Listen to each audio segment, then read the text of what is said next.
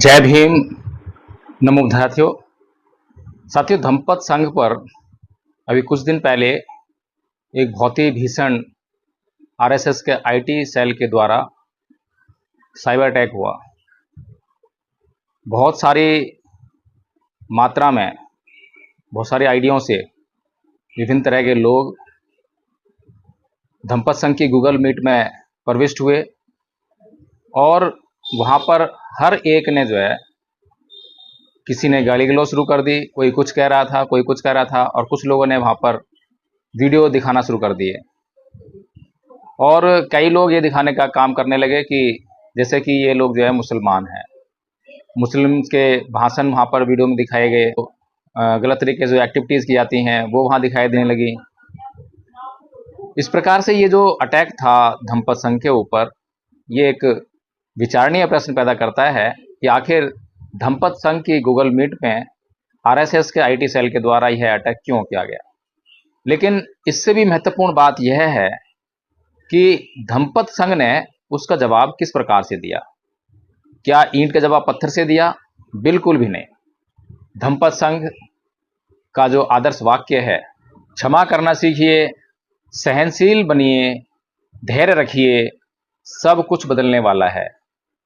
अपने इस आदर्श वाक्य पर धम्मपद संघ के सभी आचार्यों ने पूरी तरह से अमल करते हुए किसी भी प्रकार की प्रतिक्रिया वहाँ नहीं दी, और जो भी लोग वहाँ पर कुछ भी बोलने का प्रयास कर रहे थे उनको आदरणीय कहकर बहुत ही सम्मानजनक शब्दों के द्वारा उनको संबोधित किया। और इसका असर यह हुआ कि कुछ ही देर बाद एसएस के आईटी सेल से आए थे उन लोगों को धम्मपद संघ के आचार्यों ने धम्मपद संघ की आईडी से आकर उनको रिमूव करने का काम किया। थोड़ी देर जद्दोजहद चलती रही और उसके बाद वो वहाँ से चले गए। तो साथियों, इसी तरह की कुछ हरकतें हमारी ज़िंदगी में भी रोज़ होती हैं और हम उन पर जो है किस प्रकार से प्रतिक्रिया देते हैं। हमारी प्रतिक्रिया में बहुत कुछ समाया होता है। सबसे पहले हमें यह तय करना होता है कि प्रतिक्रिया जिसके प्रति हम दे रहे हैं उसको कुछ नुकसान होगा या नहीं होगा। लेकिन अगर आपने गलत प्रतिक्रिया दी तो उसका नुकसान आपको जरूर होगा। तो सबसे पहले अपने आप को सुरक्षित करना होता है कि आपके चित्त में किसी भी सूरत में घृणा और द्वेष, हिंसा, क्रोध ये स्थान न ले जाएं। वे लोग गाली गलौज करेंगे, वे लोग हिंसात्मक कार्रवाई करेंगे, वे कुछ भी कर सकते हैं, लेकिन सबसे पहले आपको सावधान रहना है कि आपको अपना संयम नहीं खोना है।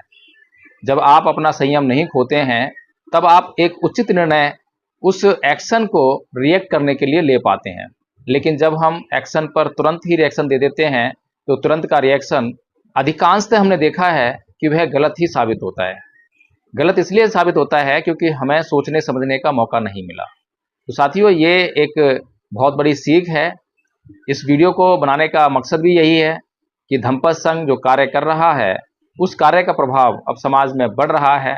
इसलिए अब जो ऐसी शक्तियां हैं जो कि समाज में नहीं चाहती हैं कि समाज में सुख, शांति, अहिंसा ऐसे तत्व जो हैं वातावरण में पनपें, फैलें, उनका प्रचार प्रसार हो, तो ऐसी शक्तियां जो हैं इसीलिए जो है इस तरह की हरकतें करती हैं।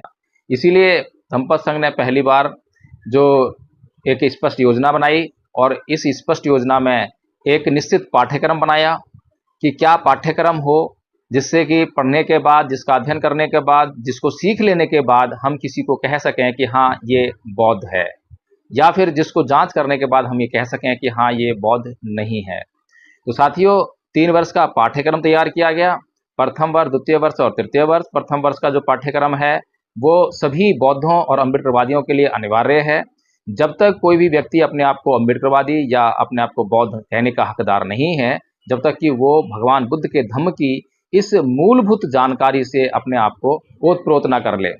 अगर उसके पास ये मूलभूत जानकारी नहीं है तो वह किसी भी सूरत में भगवान बुद्ध के धम्म का प्रचार प्रसार नहीं कर पाएगा। वो कहीं भी जाएगा, कुछ भी करेगा, लेकिन धम्म प्रचार नहीं कर पाएगा क्योंकि उसके पास धम्म प्रचार करने के लिए पर्याप्त जानकारी नहीं है। इसीलिए यह प्रथम वर्ष का कोर्स सभी लोगों के लिए जो अपने आप को अम्बेडकरवादी कहते हैं या बौद्ध कहते हैं उनके लिए अनिवार्य है।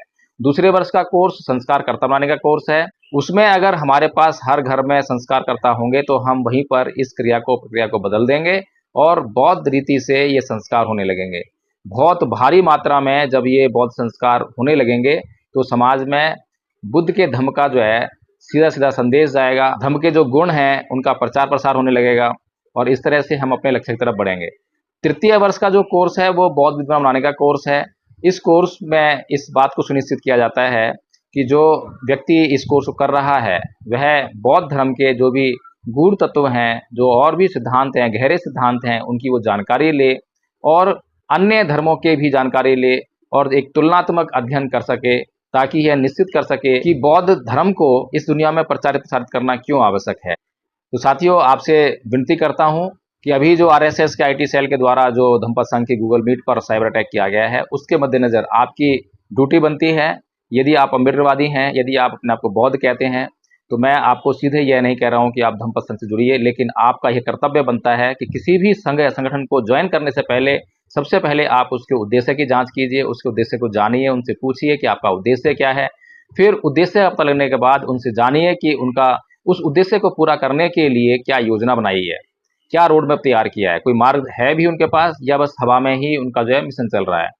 इसके बाद जो है आपको लगता है कि धम्मपद संघ से भी जांच करनी चाहिए, उनसे पूछताछ करनी चाहिए, तो धम्मपद संघ भी आपकी जांच करेगा, आपसे पूछताछ करेगा कि क्या आप एक पात्र व्यक्ति हैं जो धम्मपद संघ ने जो कोर्स तैयार किया है उसको करने के लिए, या जो योजना तैयार की है, या जो लक्ष्य तैयार किया है, उस लक्ष्य को प्राप्त करने के लिए आपसे सहयोग लेने के लिए, आपको संघ में जोड़ने के लिए। तो संघ जो है पूरी तरह से न्यायिक है, पूरी तरह से आपको स्वतंत्रता देता है और आपको किसी भी तरह से, किसी भी रूप में, किसी भी प्रकार, किसी भी बात के लिए बाध्य नहीं करता है। तो साथियों, धम्मपद संघ से अवश्य जुड़िए। जय भीम, नमो बुद्धाय।